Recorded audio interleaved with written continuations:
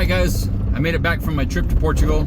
On my way there I stopped in Amsterdam to visit my friend Wout, and I got to film a little walkthrough of his shop and got to talk to him about all of his cars. I'm really excited to share that with you guys. Thanks for watching, check it out. Alright guys, today I found myself in Amsterdam in the Netherlands. I stopped over on a layover on the way to Portugal, and my friend Wout came to pick me up. Guys? He runs Einzel. Yep. Here, it's a performance shop in Amsterdam, and he's got some cool stuff. So I wanted him to show us around.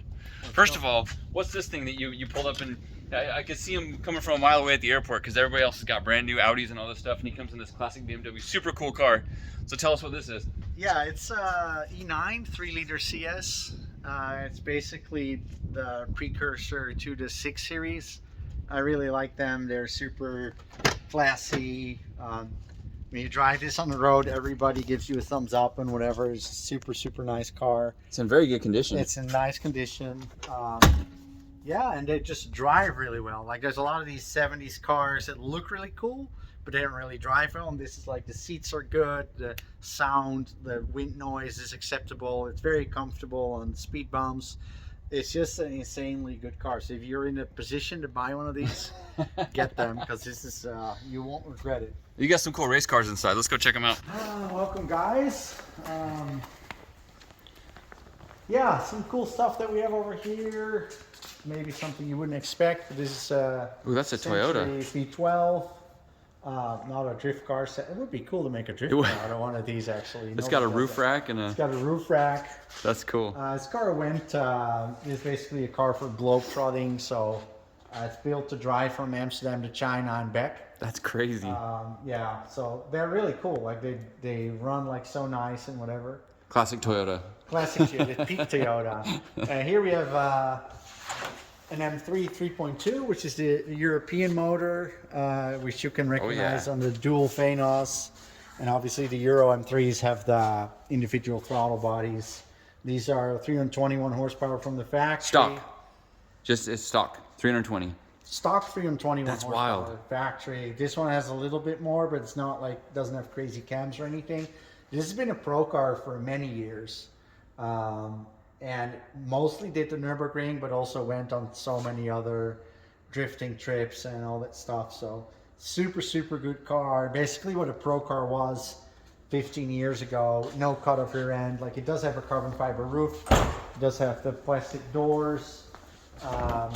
Yeah, but it's basically a very basic drift build. And these cars are actually the most fun. Like, they're so easy to drive. The maintenance really good. Like, it gets like rod bearings every 3 or 4 years, and they're not even worn after 3 years. Everybody's saying like, oh, the M3 is the rod bearings. It's really not a problem. Like, just put the right oil in it, put the right rod bearings in it to begin with, and then, you know, after 3 or 4 years, they're not new, but they're acceptable. And this car is like lives in the rev limiter, and they come with the big 210 diff with the big axles, so it's like super beefy. And yeah, if you would be able to win comps on 340 horsepower, then this would be the car. Oh yeah. Because they're like 2,280 pounds. It's extremely light. Yeah. With the cage and everything in it. So super cool car. Then we have my pro car, which we built in 2017. E46 has the HGK Kevlar body on it. The hood that I really love. Our own carbon fiber roof, and this is built to be the most analog car you've ever seen. It must have a 2JZ, right? It does not have a 2JZ. It has a carbureted, because people know me for this car. It has a carbureted V8. Actually, this is one of my favorite features of this car. Your hood stand? That's cool. I like that. Don't mess around. Do you really keep it down there, or you just store it down there? No, it's just here for now. It doesn't stay on the track. It usually has the bumper on it, obviously. Oh, okay. But like for us, like in the shop, we take the bumpers off. This is an aftermarket small block. It's made by the same company that makes the motors for the Monster Jam monster trucks, which are big blocks. This is a small block, 6.6 liter, does over 9,000 RPM. Wow. About 580 to the wheel. It's basically turnkey. Like, it's so simple. The carburetor, this is a custom carburetor, but you could run this with on the backup motor. We just have a standard Holly carburetor. This is what they call a demon with a couple tricks, but it's not really necessary because a lot of people contact me about drifting with carburetors. Like, what do? You have to change this. I'm like, no, you can just get a double pumper and it doesn't matter. And people say, like, yeah, but you're drifting and you're going to elevations. Like, the whole of America has elevation, so it's not like that your Chevelle or your Camaro doesn't work in the mountains. Like, there's no problem. Actually, what happened? This car has an electrical fuel pump. I wanted to do the mechanical one, but like had the alternator in that spot, so it's one of the few electrical things in this car. And the first time we tested it, we didn't have any heat rep on the header, so the starter motor got really hot. I spun out, the car stalled, and the starter was turning quite weakly, so I switched everything off. The electrical power steering, the fuel pump, everything, and then the starter had enough voltage to crank. Now we put a heat shield on it, now it's fine. But then the car fired right back up. And this was on the Nürburgring, and I drove the track, like obviously pedestrian pace because it was the end of the session. I drove to my tent, and then 50 meters in front of my tent, it shut off. And I was like, what? And then I saw I forgot to turn on the fuel pump. So it actually drove all the way back, not drifted of course, but just pedestrian pace, idling over the track for 4 or 5 turns back into the paddock with the fuel that was in the float bowls at the time I spun. Wow. So you can imagine that what's in the float bowls, it's basically almost like a swirl pot. Yeah, inside the carburetor. In the carburetor. Yeah. So these need so little fuel pressure, so the fuel stays a lot cooler. Obviously, carburetors cool down the fuel like crazy. People have no idea. But like the fuel coming in actually cools down because of the process in the carburetor. It has a mechanical linkage. My buddy Andy Hately runs that now in FD. We did that first, and that's really cool. I really like that. Works really well. And yeah, in the car, it's also all super analog. So there's the odometer gauges, which are capillary gauges. So they don't have a sensor. They basically have like a line with gas that goes through the bulkhead that transfers like the temperature signal. Super easy car to drive. Everything is analog, as you can see. Has the G-force, like the NASCAR 4-speed with the side shift. Yeah, it's extremely comfortable car to drive. Really like it. It's pretty light. It's 1,085 kilograms without me. Yeah, so it's really good. Obviously, all the Y-Swap stuff you can imagine. Basically, both my Pro cars here always have some kind of experimental Y-Swap kit on it. So when the V2 was developed, it got on my sedan car, and there's a bunch of stuff that Y-Swap likes to try out that goes on this car, that went on this car. So that's always pretty cool, you know, to be part of that process. It's a cut-off rear end, obviously. It went to Iron Drift King, so this is what happens on Iron Drift King. Fuel cell over here, I like that because if I fill it up, it has so much more weight over the rear end. It can really help you get to the outer zones. Helps you get a lot of traction on the rear, especially on tracks like Iron Drift King where there isn't a lot of surface grip. So I like to be able to play with it because I can run 2 or 3 gallons in it, or 4 gallons, or I can all the way fill it up with 10 gallons and play with that weight over the rear. Yeah, so that's basically what it is. One of my favorite cars. It's been a huge amount of work. Like, it's a little hard to tell, but like all this stuff like bead rolling, and it's just so much work to get that like perfectly right.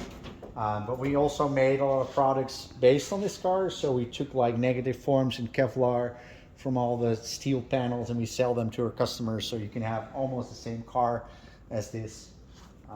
Yeah, so that's it. And here I have an E36, which is going to be another Pro car build for myself. And this has there's only 2 of these body kits around.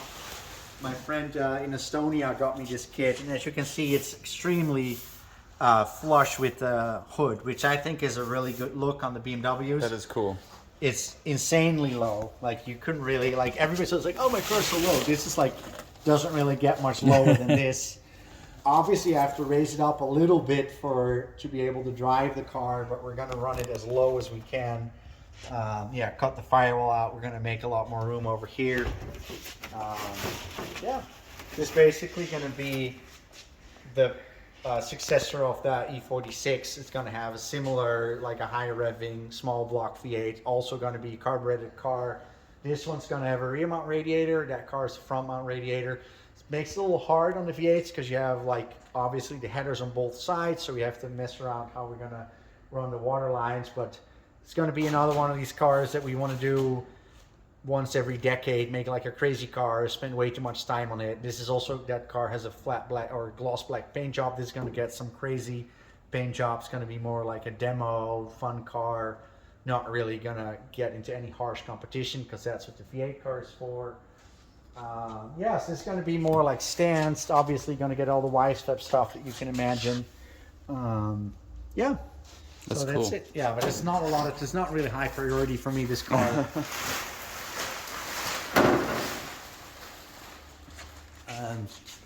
All right, let's take a look at the.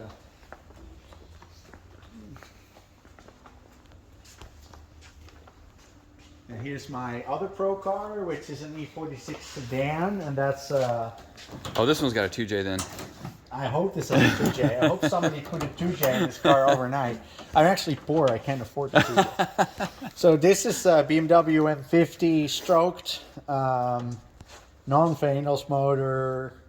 This motor, we've built it to do, let's say 1,000 crank is what it could do. We run it on various horsepower levels depending on what fuel we want to run on it. And I love everything about it except the hood exit exhaust because it just sounds so bad at idle. It's when you drive the car, it's cool because you have like fireball shooting out. It's like awesome, and on throttle it sounds cool. But like idling, it sounds horribly agricultural. I hate it. So at some point, I'm gonna make like a full exhaust for this car. But like I said, my own cars are always a This one's really low also. It's pretty low, yeah. Not much room for an exhaust under there. No, that's why it has the hood exhaust. The hood Yeah. exit. But yeah, this is all the same thing. YSFAB V2 on it. Field suspension obviously has been a long-standing partner of mine. I really like the sedans because it's really easy to get a good sedan body. You know, the coupes are always a little trashy. Again, like no PDMs, nothing, everything's super analog. I can actually reach all the relays from my seating position. It has a screen, which is currently not in the car, but it also has the gauges. I want them as a backup. Yeah, it has like, obviously has the O2 sensor on the screen, but I also put a wideband O2 sensor over there just to make sure. Is that an EMU Classic? Yeah, that's Nice. the EMU Classic. Nice. Yeah, absolutely, yeah. Cool. It works really well. Oh, so you use the Bluetooth adapter too? Yeah, and that works because I would be a guy to hate that stuff. If anybody, but I don't talk shit about stuff I didn't try. But you would say like Wout really hates the Bluetooth. Like people tag me and it's like, look at this shit. But I have to say, it works so insanely good because the screen I use is also connected by Bluetooth to the ECU, and I was like, this is gonna suck. We're gonna have to find a different solution. Yeah. But it really isn't. It If I works. charge that screen, Yeah. and it turns on, it pops up and says, you want to connect to ECU Classic? And the first time I did it, I was like, I have to put in some stupid code. This is going to suck. And I was like, the code's probably 000. So I put in 000, boom, and I immediately had like O2, everything was like, I'm like, this works great. So now we turn on the car, and it does have obviously the charging for it, because it's just a little iPad kind of thing that uses the screen. But I did put a charger in it for the screen. And you know, as soon as the car turns on, this screen touches on, it immediately connects to the ECU Classic. It has all the data there. all the time. I don't have to manually connect it. So it's like, this works so insanely well. I'm blown away by it. One thing was super important for me on this car. I like the outside of the car to look like very smooth and doesn't have any air intakes or anything on it. So we put the radiator over here. It's behind this box. It sits like basically where the backrest of the seat would sit. It sucks air through holes, about 10-inch holes that we made in the floor pan, and sucks the air through, blows out through the trunk area. It has air jacks, and if we put it up like this, it just does the rear jacks. If you just run your tires and like that, it will do all the all the air jacks, which is nice. Yeah, so it's actually a pretty simple car. It's not being cut off or anything. This is also pretty nice if you film this. Oh, like what if is you, the air jack valve, if you close the door, it will push the air jack valve in and it will drop the car. You have to be a little careful, of course, that nobody, exactly. But that's basically how it works. Yeah, it has like the filler over here, so we can take the window out if you want to. Yeah. Air comes out over here. Yep. And here you can see the radiator, or radiator. If you're Jordan, you say radiator. So it's just a pretty simple radiator. It's off of a fan. Oh yeah. They're dual flow. As you can see, it has the lines on the same side. It fits really well in that space. It fits really well. Yeah. It's big too. It's a big radiator. These work really well. Like the autocross guy, or like in the Netherlands, autocross is something else. It's just buggies that go on. Oh yeah. It's not autocross like in America. But like the autocross guys, they all use that radiator and it works like really well. So this car is also never overheating or anything. Super nice. Very easy to drive. Yeah, so it's pretty cool. It has our own body kit on it because there was nothing available for the sedan that I really liked. So that was an existing fender that we modified. We cut it in half, raised this piece up, sits higher. Like I said, I really like this when there's almost no room. I stepped it down a little because I didn't really want to go all the way. As you can see, it already has some gap. But then you actually run the chassis really low to make it yeah, fit. this cool. Here it sits like really good because here it sits in it already. But here, as you can see, it's also pretty low. I can't even put my fist under here. And we have some side skirts for this car that we never fitted. But I really like this, almost as a, like a stock look, you know, like the WTCCs and the BMW touring cars. I really have to clean my cars more often, but like this fits like really well. But basically, it was put the car on ride height, and then we made the fender sit. And I want to draw like a negative form of the whole quarter panel. And do the whole thing. Yeah, because at one point this car is obviously going to get its quarter pushed in. Yep. And then I'm not going to be happy if I didn't take the. And here you can actually see the cover of the dash is off, so you can see how analog I want to be with all the lights and stuff. People are like, oh, it's just PDM. I like this. I like the simple stuff. Exactly, it's like an airplane. And when the cover is on, you don't see it all. So pretty cool car. So this is one of our customers' cars. It's a very, very long-standing drift car. It's an S13 hatch. It's been a drift car for so long. I think this was first drifted in the Netherlands like 2006 or something, which is bizarre. We just converted it to YSF V3 this year. LS3's been in it for many years. We now pulled the LS3 out for the rebuild. It's not really a problem with it, but like it's done so many seasons without a problem. This car ran about 600 horsepower. Dogbox, G-force dogbox, the same as my V8 car. Quick change. We made the drive shafts for it. We made the main shaft for it. Basically a turnkey. We always call it a fuel and tire car. You just put fuel and tires on it. Doesn't do anything. Like I think it crashed like once and we had to replace like the rear wise fab in a crash. But apart from that, it's been super reliable. Put the V3 on it. That really transformed the car. Actually, the funny thing is the V3 needs the rear sump, and it also improved everything about the oil pressure. If you look at the logs, everything improved oil pressure wise just by putting a rear sump on the car. So that's another thing for the YSF V3 kit. Obviously it's nice to have a rear sump because if you accelerate, the oil will go to the back. Where obviously the S13s, S14s, they need such a massive oil pan up front just to make sure that it works if you're accelerating. But this is one of those cars, it's just never been a full body off build. It's always been an evolution. So then it got crashed in the front, then we tube framed the front, then this happened, that happens. This is one of these cars that's like always been evolved like every season a little bit, which I think is cool because it gives the car a lot of personality. You can get like a super squeaky clean, cool Eurofighter, which is an awesome car, which is like the nicest drift car in the world, but like you have to add the personality in these cars that have been through hell and back, and like all the memories that I have just looking at this car, everything that happened with it. Obviously my friend driving it and all that stuff. It's just pretty cool to have a car that like evolves into something as well. But like the hardware on it is really good, like the built to last, YSF feel, G-force dogbox. Yeah, and it's obviously really cool to put all that stuff in the same chassis. Really, it's an evolution for you too, because as you're doing all this stuff, it's adding to your knowledge and your experience along the years. So a lot of the stuff that we make for S chassis is developed on this car. So like the bash bars we make, the front tube frames, transmission mounts, a lot of that stuff is all comes like our quick change subframe was first made on this car in 2016. So a lot of our stuff that we make actually was developed on this car, which is also pretty cool, obviously. I ended up using the Einzel kit for my subframe on my yeah, S13. you have my thing as well. That's yeah. right. Super nice. This is another car we're doing over here, which is an E92 M3 factory M3 car. It's going to get the S65 motor standalone. What's that one? The S65? Is that the V8? That's the motor that's supposed to be in the M3. Okay. It's just a 4-liter V8, which is an awesome motor. Really love them. Sound great. What do you put behind it for a transmission? I think this one will get a Hollinger. Okay. I'm not sure. We don't have the transmission Okay. and the motor over here. We're doing the chassis now. The client has the motor and the transmission. I think it gets a Hollinger or a Drent, something like that. Yeah, basically very simple build. Like, we're not cutting off the rear or anything. It's going to be like a Nürburgring Drift Cup car. Nürburgring Drift Cup does not have walls, so you don't have to make it like a crazy cut-off pro car. So we're doing the cage, the seats. Obviously, we're going to put all the fuel stuff in one big box and shield it all off from the driver. Yeah, so it's basically a very simple build. It's going to retain the motor that belongs in it. Obviously, wide set front and rear, fuel suspension on it, nice brakes, stuff like that. But like, I really like those kinds of cars because they're very comfortable to drive.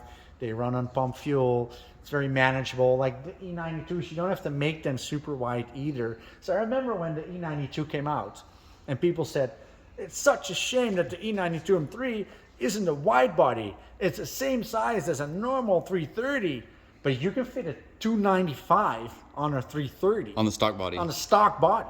So why would you make it wide body? You know, on an Yeah. E46 to fit a 265, you need to make it wide. Yeah. These cars will fit the crazy big wheel stock. So you could look at it two ways. You could say like, oh, the M3 isn't wide body, or the 330 is a wide body. You know, so, but I understand what people say. But like, it has a carbon roof, which the normal ones don't have. And there's a lot of small differences because there's actually pink glue, which is very hard to see. If you look over here, that's only the M3s. So the normal ones don't have that actually, which is like some kind of bond that's also in the chassis. So it has more chassis rigidity. So you don't have to stitch weld it. It's like a liquid stitch weld. I don't think you really have to stitch weld these, to be honest. They're Like, really 'cause strong. They're so rigid, it's just nuts. And if you look at how the car is built, the stitch weld, all the welds and everything on it from the factory is so much nicer than on E46s and E36s and all that stuff. This is really like a next level thing, and it obviously a lot heavier as well and a lot bigger. But like, this is really like the new era of BMW, which is basically right now it's the same idea. This is like a really beefy car, which is nice. Like, that's why you see a lot of guys in drift masters with them, because you can push around with them before you bend the chassis a lot more. Like their frame rails, if you look at the frame rails on the E92 and you compare them to an S chassis, Oh, that's massive. That's like a truck. you know what I'm saying? Looks like my Ford pickup truck. frame Exactly. rails. So they're super beefy. The subframe is very, very beefy, adds a lot of rigidity to the car. It's a front rack, so that's obviously super nice. And yeah, you know, it's all just very, very sturdy and tough. So that's, I guess, and also you can buy them really easily. They're not worth anything if they have a blown, I mean the M3s obviously, but like a 325 doesn't cost anything with a blown motor, and it's an N motor, so they blow all the time. So if you buy an E46 or an E36 or an S chassis, you usually have to work on it. You have, like, they've got rust, like you have to do the rear subframe thing. The E90s, you just strip them and you can immediately start building them because they normally don't rust unless you crash them. You don't have to reinforce anything. The subframe, everything is way more beefy. So yeah, don't mind the mess. It's a little bit messy over here.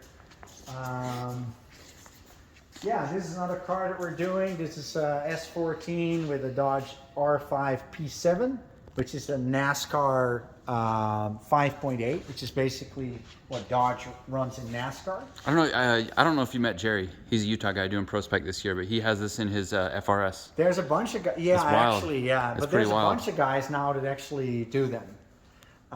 Really cool engine. Well, the thing is, like, these are very affordable.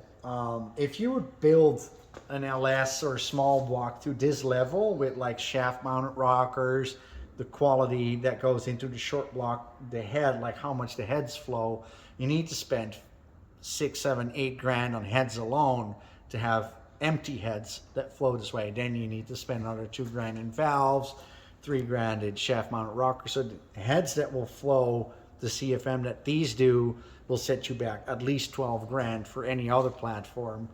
And then you don't have anything else. You don't have the short block. You don't have anything. So I think these are really good value for money. Obviously, it's a full race motor, so you got to really look after it, know exactly what you're doing, because you know it's not meant to run 100,000 miles. Obviously, we did the headers on these, which is something that I really like.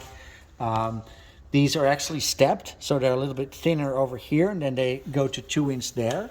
It's hard to tell, but they are. And the reason they have that, we spoke to Evernham Racing, which is NASCAR Hall of Fame, Ray Evernham, and they said you have to run them that way. You don't want to be 2-inch straight out of the collector. That will cost you horsepower.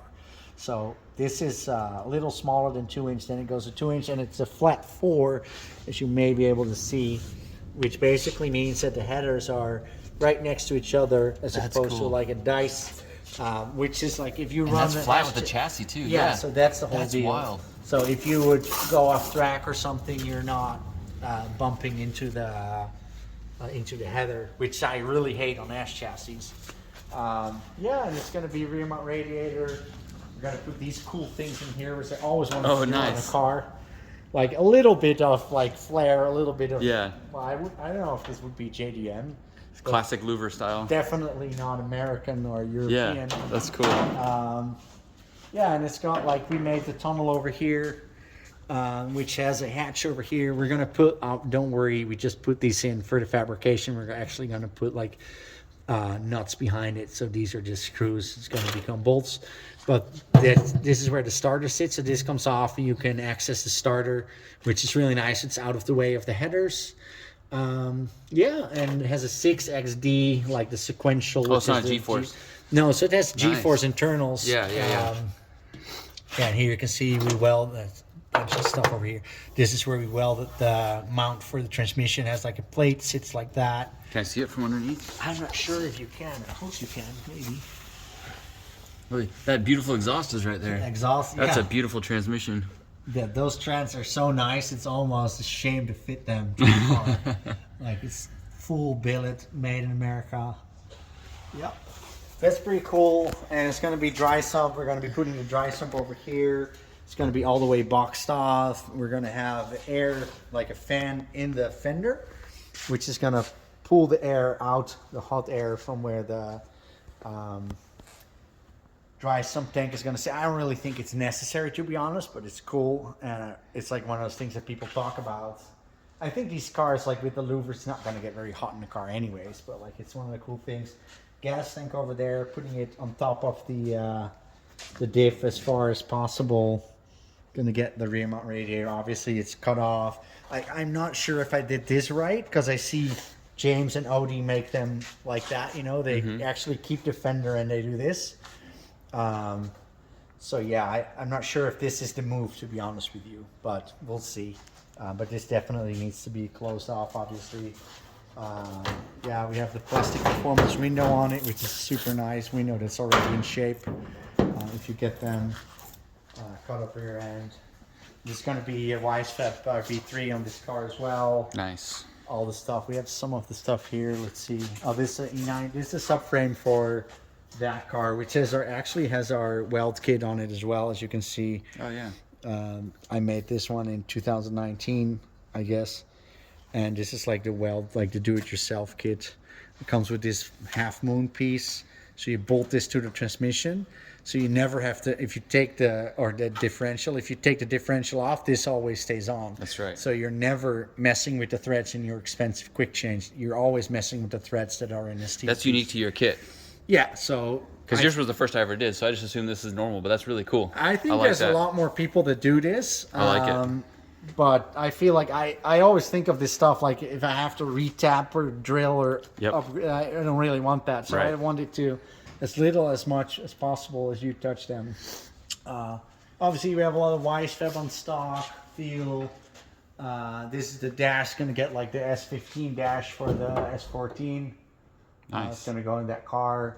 I don't even know where we got this dash. I think somebody in Europe made it, but it's super nice quality. And yeah, so I think this is going to be a pretty sick car. You have the CNR radiator for it. It's going to go in the back. That's massive. Yeah, this is like the drift Wow. unit. We sell this one as well, obviously. And this is like, if you have the space for it, this really is the unit that you want to run. This is what basically CNR developed this for FD. So for the FD teams to run. So it's not a repurposed NASCAR unit. It's... No, nothing. It's just made. They're super expensive. Cool. They're Yeah. like $2,000, like as they are right now, with like the fans and everything on it. That's nice. It's pretty nice, but if we have to make a shroud like this and all this stuff, it's gonna take me like a couple. I mean, if I have to make the shroud this nice, it's gonna cost a bunch of money too. So anything that you can just buy off the shelf. Obviously, it's a dual pass, as you can see. Well, people don't really realize with radiators that your money goes into the core. It really doesn't go into like the tanks, because like you can get a Chinese $100 radiator that looks very similar, but this really isn't the quality. The quality is the core. And if you cut these open, like we've cut a couple open after a crash, it's insane how nice the core is, and you can really tell like that's where your cooling capacity comes from. And the money actually goes into the core of the radiator, not so much in the fancy welding of the tanks, because that's like any Chinaman can do that. Yeah, so that's kind of like all the stuff we have for that car. It's going to run a Haltech Nexus, which is nice ECU. It's going to have Haltech everything on it. Pretty cool thing. What I really like on these ECUs is that they have mounting holes, because there's so many of these ECUs you get like. There's no. Where do you think it's going to go? It's going to go in a race car. And it's like, you have to make a bracket. Have to make a bracket. Like, the thing's like $2,500. Why do I have to make a bracket? Like, you cast like 3,000 of these things a year. Why doesn't anybody make like mounting ears to it? Where do you think it's going to go? They all go in race cars. I really don't get that. So it's nice. Thank you, Mrs. Haltech or Mr. Haltech, for putting mounting holes in this thing. The EMU Black now has one hole for an M6 bolt. That's nice. What's going on with this? Yeah, we have this nice thing too. Oh, cool, yeah. Dash. Like we run this in the S13 too. Yeah. I'm not sponsored by Haltech or anything. I don't even retail it. But like, there's one tip that I always give people. People ask, what ECU should I run? Like, buy it from your tuner. Yep. Ask your tuner, what ECU do you sell? Yep.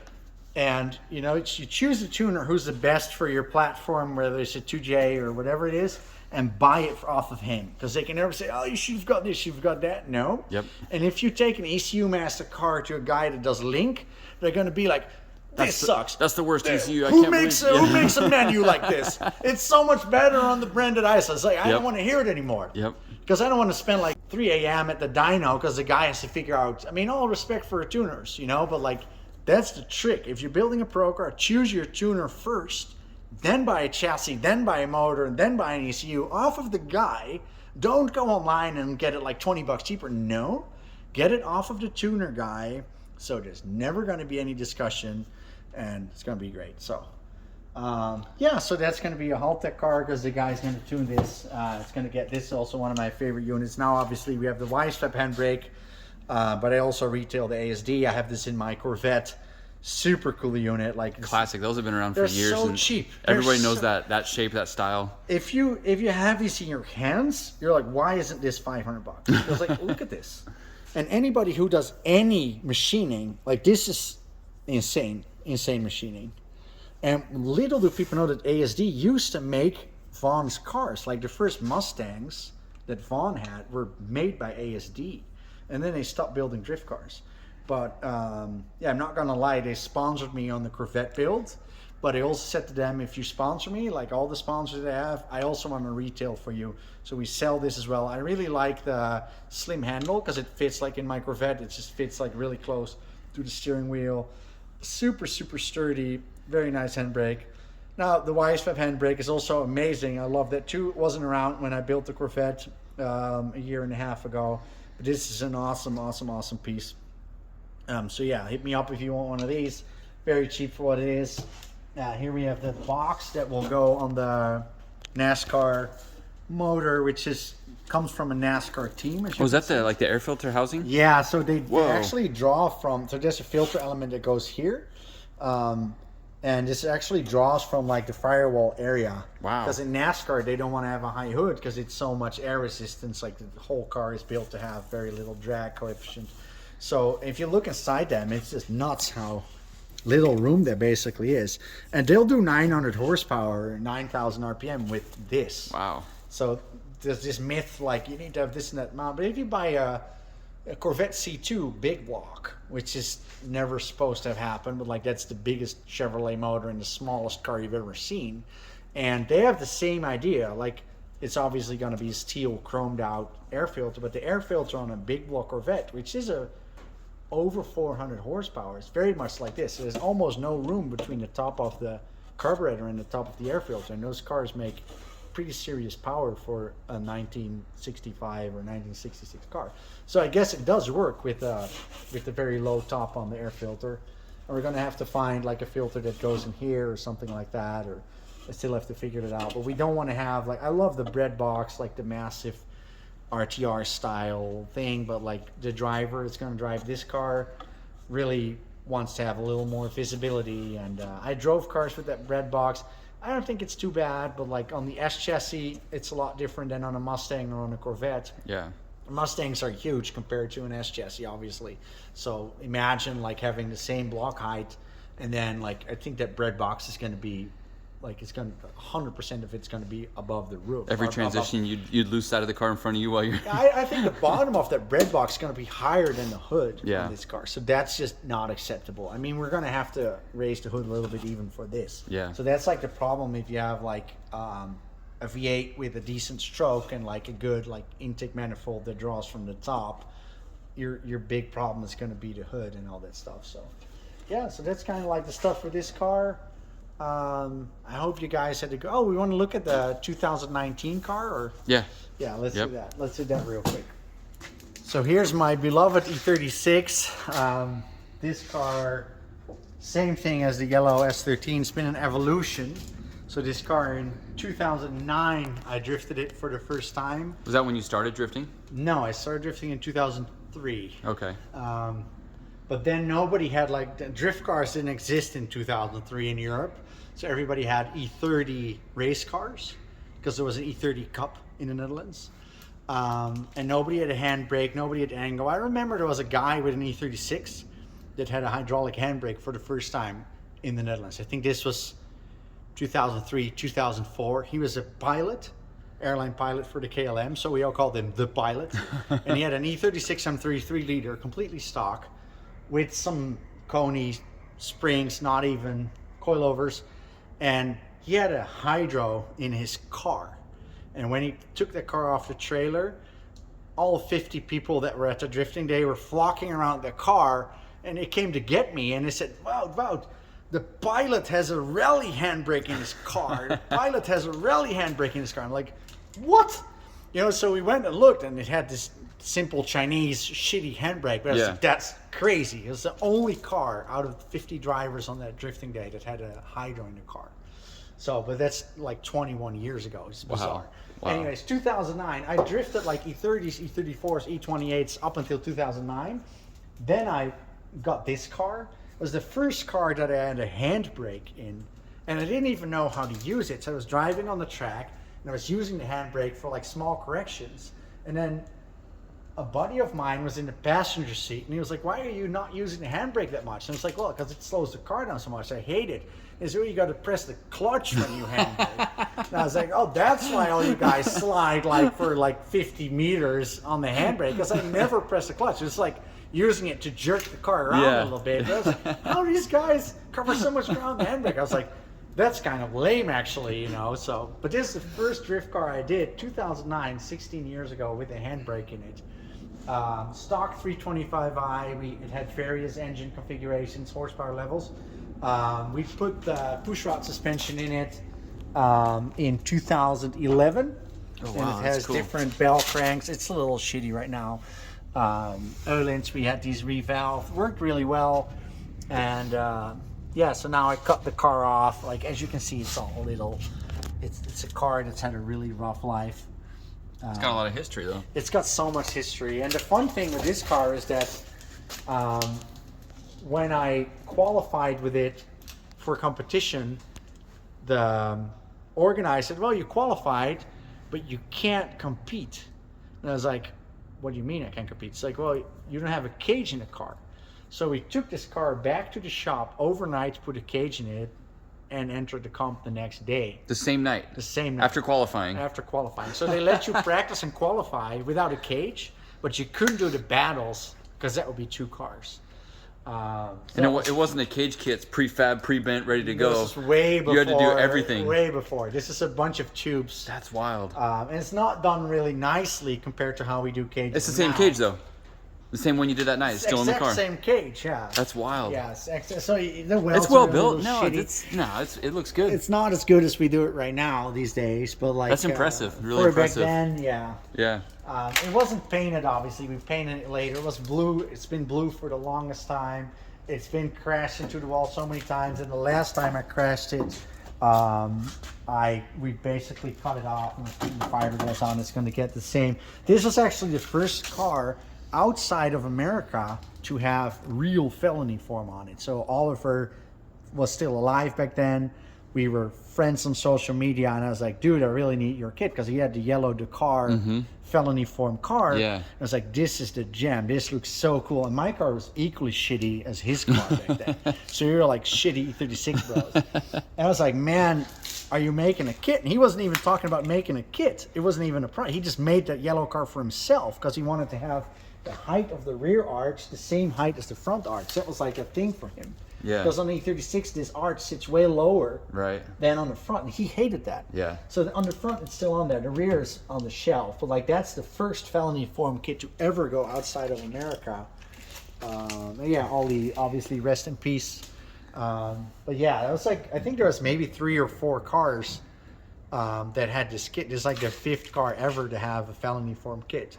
And it's still on the car. And when I put the car in the wall, it folded 90 degrees because this was all the way bent. And when we took the screws out, it just popped back. Popped right back out. Popped right back, yeah. That was pretty crazy. I have it somewhere here. But yeah, I know, that's pretty wild. So it's really good fiberglass. And like I said, it's went on the car, and I don't know when, 2011, 2012, something like this. So yeah, we're going to put this car back to its, well, I wouldn't say former glory because it doesn't have any former glory. We're going to put it back to full use, tube frame it, maybe put a rear mount radiator on it, and develop a couple of E36 products on it that we already did. And I'm not going to throw it away. I thought of reshelling it. But in the end, like I said, I really love doing the full builds and like the full pro cars. Well, it's got history, you know. That's my thing. Like it's the same as your car, like the coupe, the S13 coupe. You can never recreate that. Like I think you pay 300 grand or more for a Eurofighter, but you couldn't pay anybody 300 grand to make a car exactly like that. You know, if it got stolen, it's gone forever. You can never recreate it. And actually, like the pro cars, they're awesome, but they cost twice as much, and or 10 times as much sometimes, but they're not 10 times the fun. Right. So just build I built the pro car obviously because we want to develop products, and it's a showcase for my company and all that stuff. I'm no James Dean, obviously, but like the Drift Freak M3 brings me just as much joy as the pro car, and it probably costs 1/5 of what the pro car costs. So lesson for you. All right, thank you guys. Have a fantastic day.